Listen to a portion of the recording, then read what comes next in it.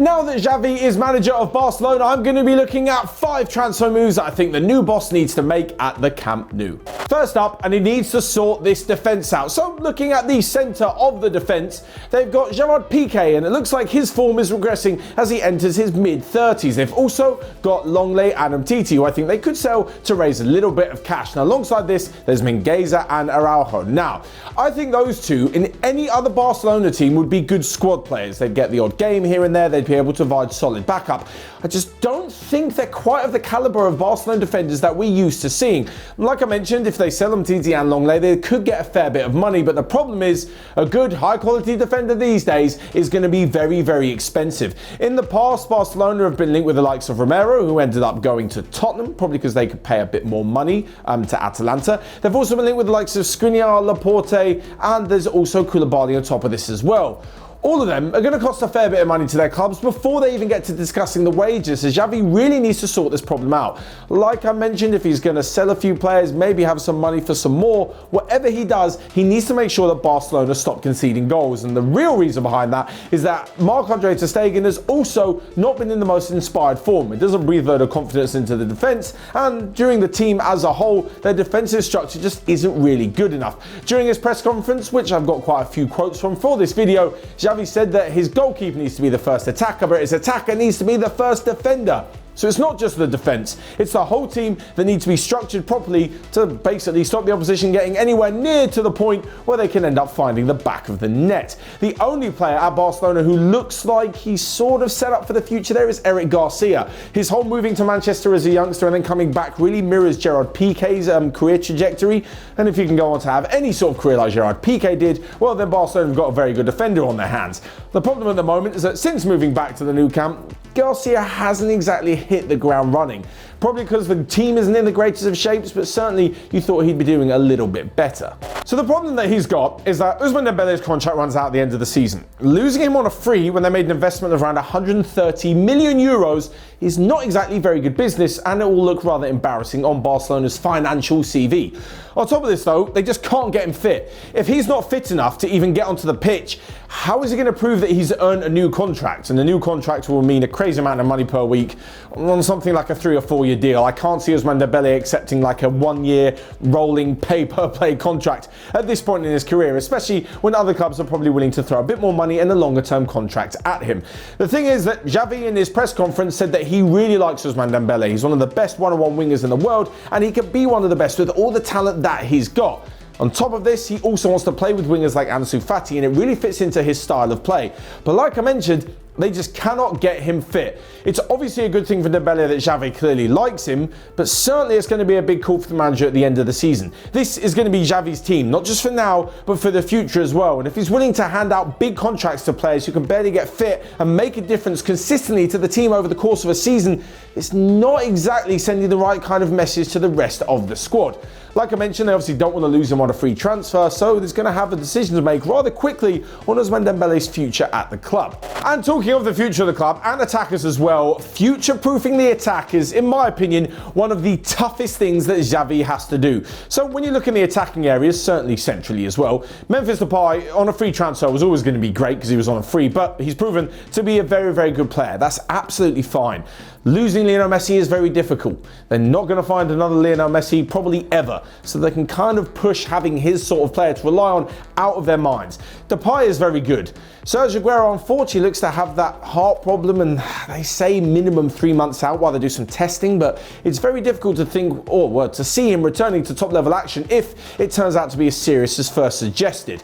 On top of this, the backup strikers that they brought in Martin Braithwaite and in Luke de Jong just don't cut it. I know they could potentially fit into some sort of system when Barcelona played directly to Luke de Jong as a target man or Martin Braithwaite and make the best of his speed, but they're just not good long-term options. They're not even good short-term options. So what are Barcelona going to do? Well, it looks as though they've got one plan in bringing back Dani Olmo. I say this because he was with the club as a youngster. Now he finds himself at RB Leipzig, and I really think bringing him back could be fantastic. I don't think he's going to cost a crazy amount of money. he probably would want to move back to where it all started for him, and giving him the chance to move back to Barcelona and be a starting figure in the first team could be something too much for him to turn down.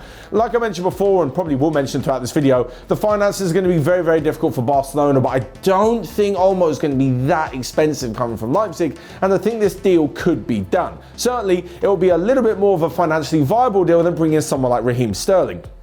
They haven't got the money to sign Sterling permanently. Manchester City aren't going to sell him for cheap, even though he's got 18 months left. And a loan, whilst it doesn't really help Manchester City because they could use him in the squad, it doesn't really help Barcelona in future-proofing, like I mentioned, the team, because obviously after a 6-month loan, you just go back. That's what's happening with Antoine Griezmann. I can't see him willing to rejoin the team. Maybe next season, but who really knows? And Atletico have the option to make it a permanent one as well, should they like what they see from their former player, who is now obviously back at the club as well. Next up then, and I've called this bit asserting his authority, because Xavi, of course, as we know, has plenty of friends in this Barcelona side. He mentioned in his press conference that he'll be going the hardest on his former teammates because he knows what they can bring to the side. This includes Ter Stegen, who we talked about was in the greatest of form. Got Gerard Piqué, also not in the greatest of form. Sergio Busquets, Jordi Alba, I think one or two others as well. And the thing is, you don't want to be seen being a favourite. Xavi has some big calls to make. The likes of Gerard Piqué has got a big offer reportedly on the table from Inter Miami in the MLS. He doesn't want to be seen as cutting his friends or causing a massive stir, but if they're not playing well and they're not helping the team move forward, then Xavi's got to be the guy to be pretty ruthless, and that's what I mean by asserting his authority. He can't continue to pick players who are his mates or because of the relationship they had as a player or what he thought they could bring a few years ago. It has to be in the here and now. It has to be, are they directly, positively affecting the team moving forward?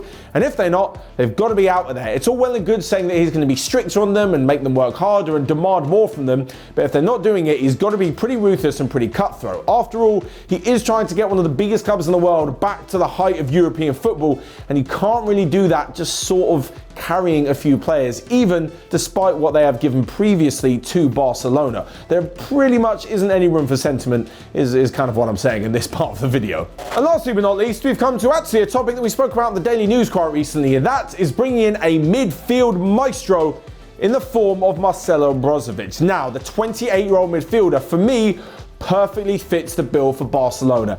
He's capable of doing pretty much everything in the midfield. He's in that perfect age where he's entering the prime of his career. He's younger than Busquets, he's older than the younger and experienced players at Barcelona, and on top of all of this, he's running out of contract to the end of the season, and it looks like he will not be signing a new deal with Inter Milan.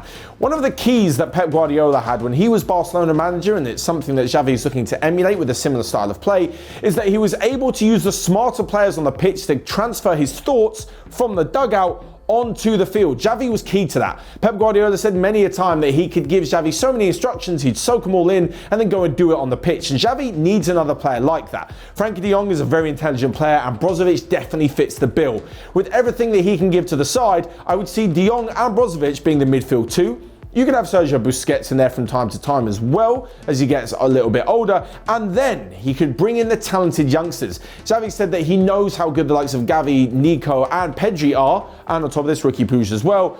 But he needs to find the right moments to bring the best out of them. And I don't think relying on these players from an inexperienced and from a young point of view, certainly it'll be physically taxing to have these players play so many games. It's not exactly the best idea moving forward. That's why I think Brozovic presents a perfect opportunity for Barcelona to bring in somewhere in between the youngsters and in between the ones who are more experienced but not quite getting so old. At 28 on a free transfer, for me, he would be such a good signing for Barcelona. So there you have it, 5 potential transfer moves. You guys let me know your thoughts down below how the future of Barcelona will be looking. And until next time, I will see you guys later.